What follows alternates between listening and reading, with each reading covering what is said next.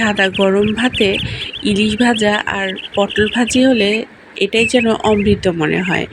আমার বাড়ির আজকের দুপুরবেলার আয়োজনে ছিল এই সাদামাটা আয়োজন। আসসালামু আলাইকুম বন্ধুরা, আমি সিরাজুল মনিরা আজকে আবারও চলে এসেছি আপনাদের সাথে অনেক গল্প করার জন্য।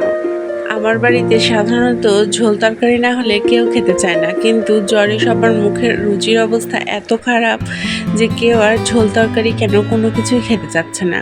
আজকে তাই শখ করে মাটির হাঁড়িতে ভাত রান্না করলাম আর সাথে করলাম ইলিশ ভাজা ও পটল ভাজা।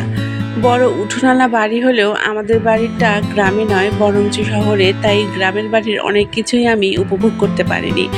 তবে একবার আমার ছোট ফুপুর বাসায় আমি এই মাটির হাঁড়ির ভাত রান্না খেয়েছিলাম এবং তখন থেকেই জেনেছি যে সত্যিই এই মাটির হাঁড়ির ভাত খেতে কত মজা লাগে। হাঁড়িতে যখন ভাতে বলক ওঠে তখন যে একটা দারুণ স্মেল বের হয়, যেটা সত্যিই কোনোভাবেই বর্ণনা করা যায় না। আমি আজ দুপুরের ভাতের রান্নাটা শুরু করে দিয়েছি, চাল ধুয়ে চড়িয়ে দিয়েছি চুলোয়। আর দেখেন ভাতে প্রায় বলক চলে আসলো। মোটামুটি 30 মিনিট লেগেছে আমার ভাতটা রান্না করতে। যেহেতু মাটির হাঁড়ি তাই একটু মৃদু আঁচে রান্না করছিলাম, ভয় পাচ্ছিলাম যেন আবার ফেটে না যায় হাঁড়িটা। আসলে পছন্দের যে কোনো কিছুকেই তো ভালোবেসে আগলে রাখতে হয়, তাহলেই না সেটা কাছে থাকে।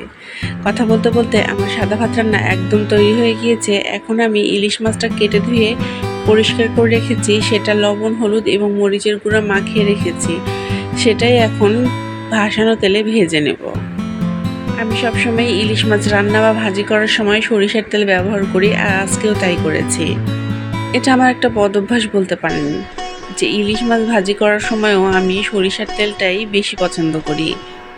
অনেকে আবার আমাকে সেকেলে বলে উপহাস করে, তবে তাতে আমার কিচ্ছু যায় আসে না। যেটা আমার ভালো লাগে সেটা বলতে আমার কোনো দ্বিধা নেই।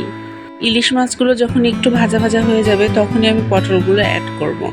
আমার যদিও দুইটা একসাথে ভাজি করতে একদম ভালো লাগে না, তবে আজকে এত তাড়াহুড়ায় রান্নাটা সেরেছি যে দুইটা ভাজি একসাথে দিতে হয়েছে। আধুনিক যুগে কেন জানি আমরা সবাই বড্ড বেশি ব্যস্ত হয়ে পড়েছি। সব কাজই খুব শর্টকাটে সেরে ফেলতেই আমরা বেশি আগ্রহ বোধ করি। আধুনিকতার এই যুগে সব কিছুই হাতের নাগালে, কিন্তু তারপরেও যেন আমরা সবাই বড্ড বেশি ব্যস্ত। মনে হয় আমরা কোনো একটা রেসে দৌড়াচ্ছি, কেউ যদি একটু থামি তাহলেই হয়তো পিছিয়ে পড়ে যাব আর হেরে যাব। আমার ইলিশ ভাজিগুলো একদম শেষ পর্যায়ে, এখন আমি পাশ দিয়ে একে একে পটলগুলো অ্যাড করে দিব ভাজি হওয়ার জন্য।